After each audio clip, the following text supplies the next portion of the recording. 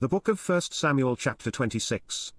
And the Ziphites came unto Saul to Gibeah, saying, Doth not David hide himself in the hill of Hachilah, which is before Jeshimon?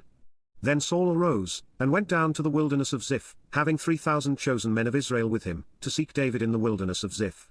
And Saul pitched in the hill of Hachilah, which is before Jeshimon, by the way. But David abode in the wilderness, and he saw that Saul came after him into the wilderness. David therefore sent out spies, and understood that Saul was come in very deed.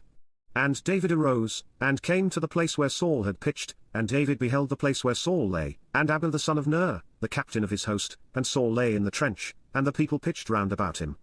Then answered David and said to Ahimelech the Hittite, and to Abishai the son of Zeruiah, brother to Joab, saying, Who will go down with me to Saul to the camp?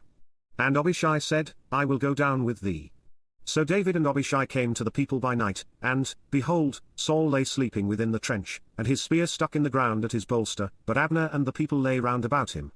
Then said Abishai to David, God hath delivered thine enemy into thine hand this day, now therefore let me smite him, I pray thee, with the spear even to the earth at once, and I will not smite him the second time. And David said to Abishai, Destroy him not, for who can stretch forth his hand against the Lord's anointed, and be guiltless? David said furthermore, As the Lord liveth, the Lord shall smite him, or his day shall come to die, or he shall descend into battle, and perish. The Lord forbid that I should stretch forth mine hand against the Lord's anointed, but, I pray thee, take thou now the spear that is at his bolster, and the cruse of water, and let us go. So David took the spear and the cruse of water from Saul's bolster, and they gat them away, and no man saw it, nor knew it, neither awaked, for they were all asleep, because a deep sleep from the Lord was fallen upon them.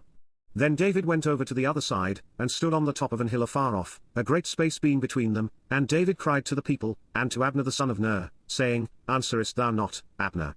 Then Abner answered and said, Who art thou that criest to the king? And David said to Abner, Art not thou a valiant man? And who is like to thee in Israel? Wherefore then hast thou not kept thy lord the king? For there came one of the people in to destroy the king thy lord. This thing is not good that thou hast done. As the Lord liveth, ye are worthy to die, because ye have not kept your master, the Lord's anointed. And now see where the king's spear is, and the cruse of water that was at his bolster. And Saul knew David's voice, and said, Is this thy voice, my son David? And David said, It is my voice, my lord, O king. And he said, Wherefore doth my lord thus pursue after his servant? For what have I done? Or what evil is in mine hand? Now therefore, I pray thee, let my lord the king hear the words of his servant. If the Lord have stirred thee up against me, let him accept an offering, but if they be the children of men, cursed be they before the Lord, for they have driven me out this day from abiding in the inheritance of the Lord, saying, Go, serve other gods.